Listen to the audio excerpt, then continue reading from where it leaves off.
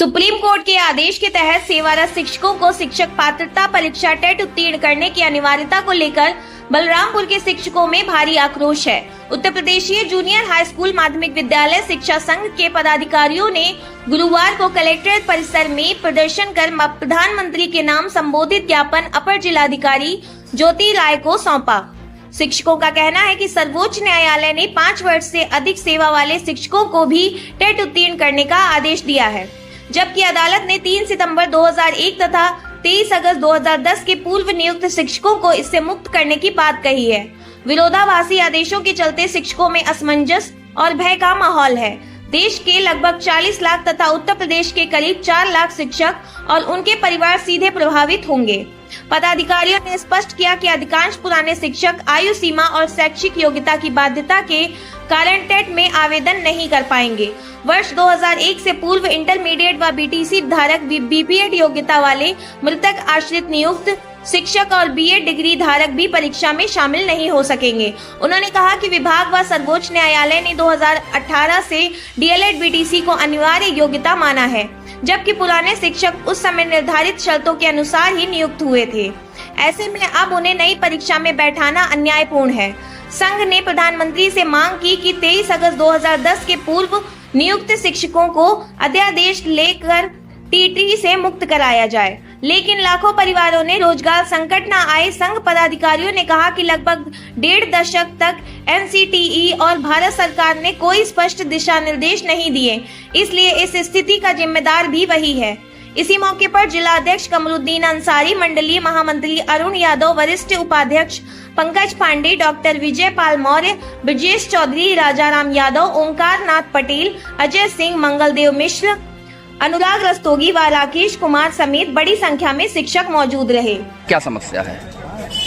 Sir, समस्या तो बहुत गंभीर समस्या है और इस समस्या का अच्छे से निदान करना चाहिए सरकार के पास कि हम लोग भी बाल बच्चे वाले हैं और इस उम्र के पड़ाव पे खड़े हुए हैं हम लोग कि इस वक्त ये टीटी से नहीं घबरा रहे हम लोग एक शिक्षक है और हर संभव हम लोग तैयार है, हर संघर्ष करने के लिए तैयार है सर। लेकिन बस ये है कि थोड़ा सा मोहलत हम लोग की सहूलियत के हिसाब से इस परीक्षा को रखें, विभागीय परीक्षा रखें, हमारे सिलेबस के अकॉर्डिंग परीक्षा रखें। हम लोग बिल्कुल तैयार है टीटी की परीक्षा के लिए, हम लोग बिल्कुल भी नहीं घबरा रहे। ये किसी भी देश का शिक्षक रीढ़ होता है और शिक्षकों से ही उस देश की बुनियाद मजबूत होती है।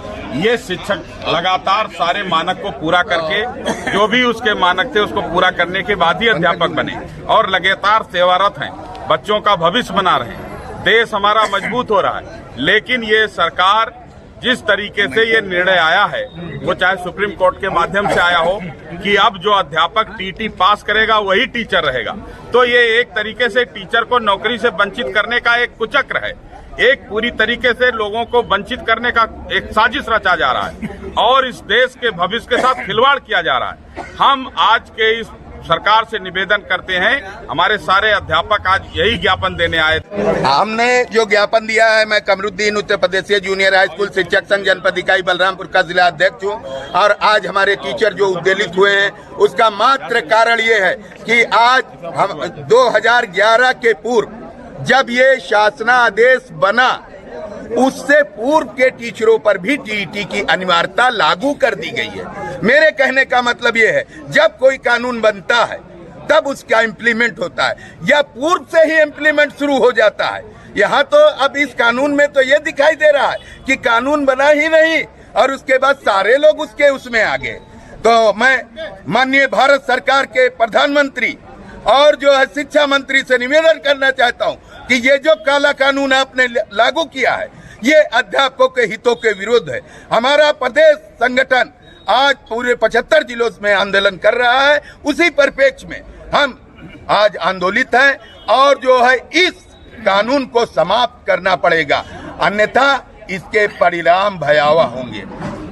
बीटीसी बैच 1997 मेरे साथ के उस समय जो था वो इंटरमीडिएट था क्वालिफिकेशन, उसमें जिन लोगों ने एंट्रेंस एग्जाम दिया था और वे पास हुए थे, चूंकि उस समय शैक्षिक योग्यता इंटरमीडिएट ही मानी गई थी और आज की डेट में जो टीटी की परीक्षा देनी है उसमें 3 भाषा में से 2 भाषाओं पर आपकी अच्छी पकड़ होनी चाहिए। ये निश्चित है कि आज के 28 साल पहले जिसने परीक्षा दी थी, पास किया था, और आज वो 2 भाषाओं पर उसकी पकड़ उतनी नहीं रह गई।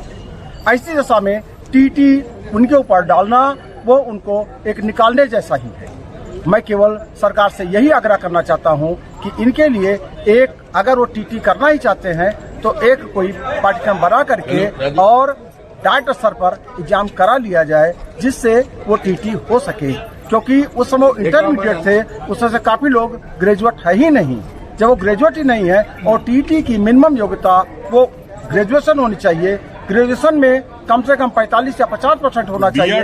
उस समय जो था, उस समय लोग 33%, 40% तक थे। वो लोग कैसे एग्जाम देंगे, कैसे सफल होंगे?